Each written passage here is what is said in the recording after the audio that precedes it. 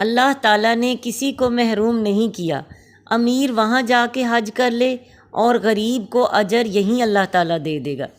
رسول اللہ صلی اللہ علیہ وسلم سے صحابہ نے سوال کیا، اللہ کے رسول صلی اللہ علیہ وسلم، کچھ ہمارے بھائی بڑے مالدار ہیں، وہ حج بھی کرتے ہیں، عمرہ بھی کرتے ہیں، جہاد بھی کرتے ہیں، صدقہ بھی کرتے ہیں، وہ ہم سے نیکیوں میں بہت آگے ہیں۔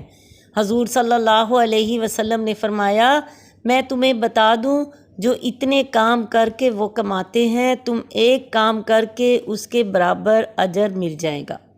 کہا، جب نماز پڑھ لو تو نماز کے بعد 33 مرتبہ سبحان اللہ، 33 مرتبہ الحمدللہ اور 34 مرتبہ اللہ اکبر کہہ دیا کرو۔